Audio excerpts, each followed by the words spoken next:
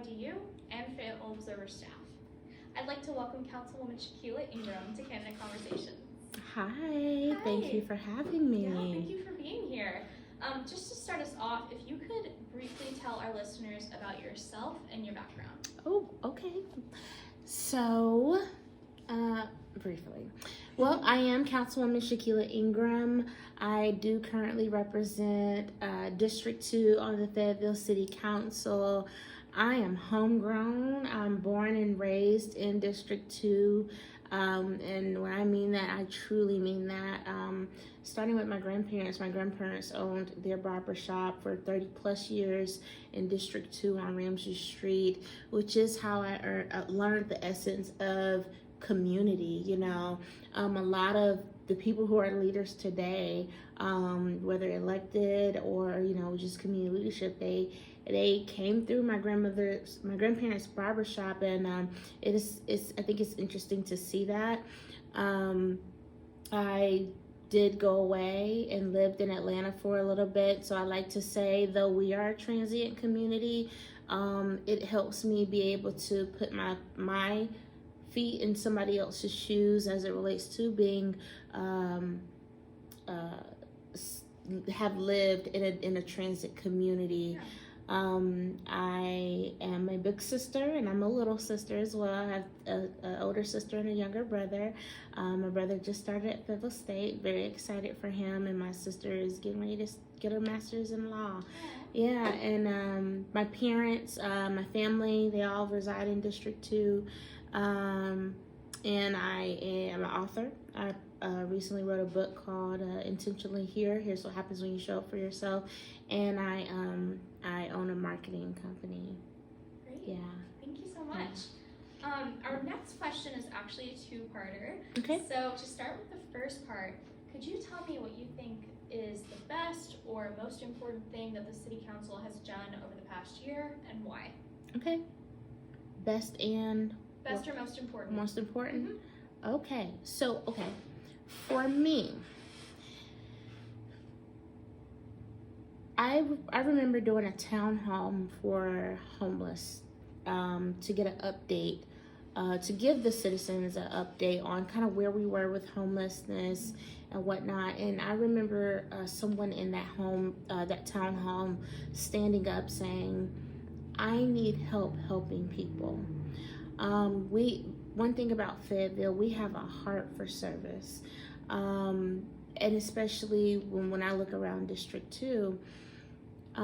So what came out of that was the council decided to not only do the mini grants, community safety mini grants, but also we started to truly invest in nonprofit organizations that are doing the work to help mitigate some of what we're seeing today, whether it be homelessness, whether it be crime, whether it be helping our youth stay on the straight and narrow, or even if they're not, kind of reacclimating them to mentorship, what that looks like. And I say that's one of the best things we've done because as times change, and I think, past generations should have, kind of maybe recognized this, we cannot arrest our way out of a situation, nor, should we. So being able to say, okay, yes, we have this, but we're also going to have this. We're going to be able to equip our community to help us push this city forward. And so that is one thing that I'm extremely proud of. And then for myself, one of the things that I think was the best thing that we could have done, I'm really big on equitable development. And so when you look around District 2, you start to see one of the biggest things I ran on when I ran was equitable development. Mm-hmm. I have a city within a district. I have the downtown. And so when I'm moving back home and I'm seeing a whole stadium being built, baseball stadium being built, but I'm also seeing the neighborhoods surrounding, this development be ignored. I have a problem with that. And so, being able to get communities where their streets haven't been resurfaced in 30 years, getting their streets brought back up to, where it beautifies the community, being able to get a community center for a, somewhat forgotten side of the district, being able to, advocate for a fire department, more community safety amenities, being able to advocate for our gateways, lower downtown B Street area, and community safety for communities like Massey Hill, Old Wilmington Road, even going up to Ramsey Street, just really being able to be a voice for that, but also having a council that's going to listen and actually move on it. Right. So very proud of that as well. Awesome, thank you. Mm-hmm. And then kind of on the flip side, can you speak about a decision that you think either the council got wrong or that you think should have been handled differently, and talk about why you feel that way? Okay. It's a tough one. It is. I'm gonna give probably 2.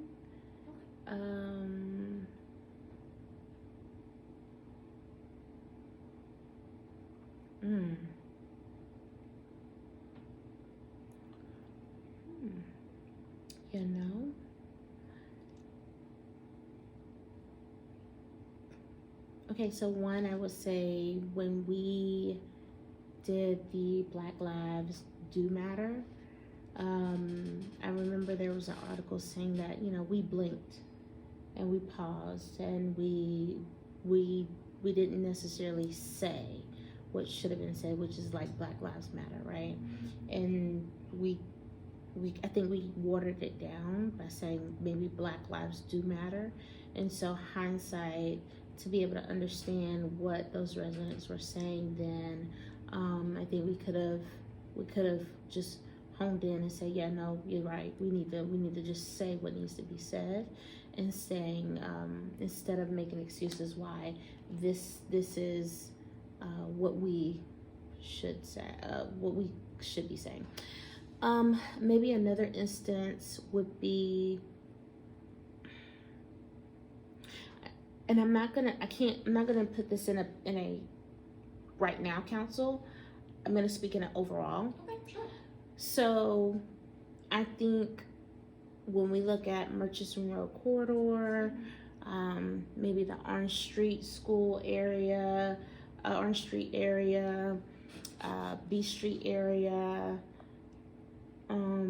even east of the river, I think that when we always need to have a balance. Right. I think when our residents are paying taxes, like, they're trusting us to do what's right with their tax dollars, right? Mm-hmm. And so to allow communities to go downhill for so long, to have, and I'm not gonna say no representation, but essentially no representation for so long, and then when government comes in and says, oh, here's this opportunity, we then find ourselves in like a catch-22. Well, then there's funding for this, but does that mean gentrification? Mm-hmm. And so by the time we get there, you now have developers that can come in and say, we'll take this land. And then what happens is the changeover in communities start to become unrecognizable. Mm-hmm. When we could have made plans to, and even if it's little by little, right. You know what I mean? Yeah. But to just let it go, I think that's something over generations that I think council, the city could have done better.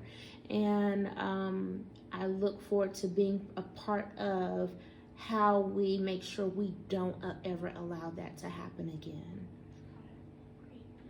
Great. Now this is an issue that was even discussed just recently as at last night's city council meeting, but as you know, we've seen an uptick in gun homicides since 2018, and especially with the recent tragic deaths and woundings of children. Mm-hmm. So this is obviously a multifaceted problem with no simple solution.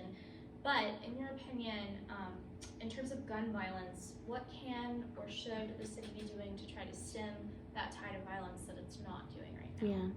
So I think we are doing all that we can, and even in our most recent council meeting where our chief gave the second quarter report, he also gave just a snippet of what had happened recently, because it's fresh and people want a response, right? Yeah. And so what I asked the chief as the chief, what more can we do, within our power? And I think it's important to know that each government has a different set of powers.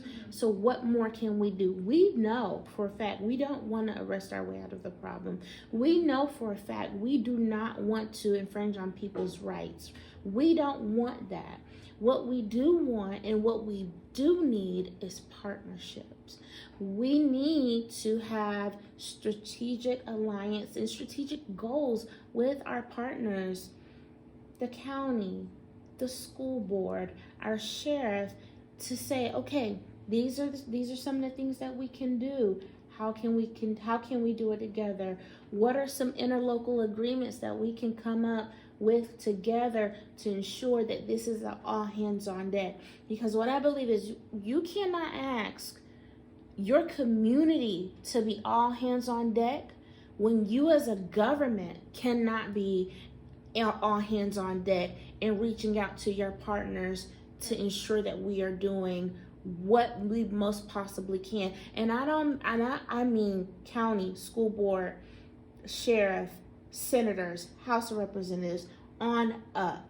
We all have to be all hands on deck. And I do believe we also need our community partners. We need our community partners to become school angels. We need our community partners to come to the community watch meetings. We need everybody to say, hey, I'm seeing this. I'm going to say something. And I know, oh my goodness, I know people are like, we're not doing this, see something, say something. But when you don't, that's probably another child. And I don't know if anybody remembers the numbers that we saw for juveniles. It was high. Very high, yeah. These are babies. These are children. And most importantly, we have to empower our parents and guardians to be parents. Some families are probably feeling like their hands are tied and they just don't know what else to do. But at the same time, they also probably fear, if I do reach out, then someone's going to be in my business, or I'm going to be in trouble. But we want the collective best for the city. So I do think at this point, we need an all hands on deck approach from our partners, other government officials, and our community. And I gotta say, from the people that are in my district, the community members in my district, they do a great job. They need support though. Yeah, absolutely. Great. Well, thank you for that insight. Moving to a different topic. Okay. As a member of City Council, would you support selling or leasing the PWC? No. Okay. Can you expand on that? Well, okay. So, and I might be biased. Okay. My stepdad was a PWC employee and supervisor. He retired from PWC, and it afforded him to help raise myself, my brother, and my stepbrother. And so when you have a city-owned utility, okay, that is an asset. You don't just give away your assets, okay? Right. You might have done that during COVID, but you don't just give away your asset. Now, I had a really great conversation when all of this started to come up. This was after she left. The former CEO, her name forgets me, please forgive me. The former CEO of PWC, she was a fantastic woman from Texas, never took her cowgirl boots off. I asked her, I said, under what reasons. Do you ever feel it's okay to do such?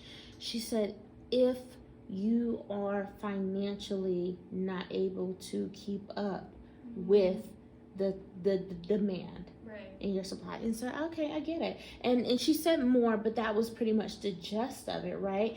And she also said, it's not necessarily a bad idea, only if. But for our PWC, our utility is in a great shape.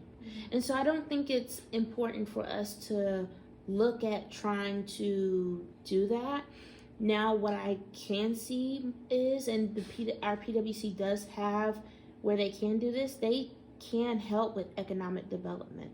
They can partner with the city for economic development. And so I would be more interested in exploring that before we even discussed the option to sell, lease our utility.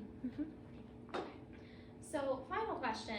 You of course know this, but a current city council member several months ago proposed changing the city council terms of service and expanding them from the current 2 years to 4-year terms, and also proposed instituting staggered terms so that all members of city council wouldn't all be up for election in the same election cycle. As a member of city council, would you support that, or what would kind of be your stance if that were to come up again, and why or why not? Okay, so the only way I would feel comfortable voting for it is if it was on the ballot. Okay. So let me say that first.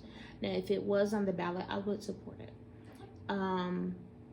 As someone who has, I'll say this, okay. This is just from my experience. I got elected December 2019. No, I got elected November, and I was sworn in December 2019, okay? March of 2020, the world stopped, okay? Now, that's how many months? December, January, February, March. This is about 3-4 months, right? That you still don't even quite know, how to bring something to the table to get it done. You're still trying to figure it out, right? Yeah. But, and at the same time, you have to lead. Not only do you have to lead, you now have to lead in a crisis while you are just here, just getting into the seat. That is why I would support 4-year terms. Simply because if something was to ever come up like that again, simply because of institutional knowledge, you're gonna need to have about 2 years just to get comfortable and figure out how to move all kind of ways. Yeah. A council member said to me, you haven't brought anything up via council member request. Well, I don't need to. I figured out how to get my things done. You get what I'm saying? Yeah. And it's you have to know your powers, right, as well. You have to know, okay, this is what's going to take 10 votes. Well, it's 6, but I prefer, every council have a say-so on something if I'm going to bring it up. But you also have to know, okay, is this something that does need to come to the council? Is this a city manager power? Is this a city attorney, something that can be done that way? Is this something that I can send a community member and say, hey, this is how you need to get it done? So by the time you figured all that out, you're at 2 years. You know what I mean? Yeah. I can say that I have the largest population in the city for my district. I'm at 24,000, maybe 400 residents. And I have Hope Mills addresses too. And so I can see benefit in 4-year staggered terms. But at the same time, if the residents don't want it, then that's fine with me. I'm a happy-go-lucky person. I'm always going to put, what the residents' needs are first. I don't ever see myself saying, no, we're going to do this like that. No, I just don't think that's fair. Yeah, because the people that vote for me to be here, those are my partners. Gotcha. Great. Well, I'd like like to thank Councilwoman Shakeyla Ingram for joining us on That's our it. candidate conversation. Okay. This is a collaboration between WIDU 99.7 FM and the Fayetteville Observer. Have a great day. Thank you. Bye. Thank you.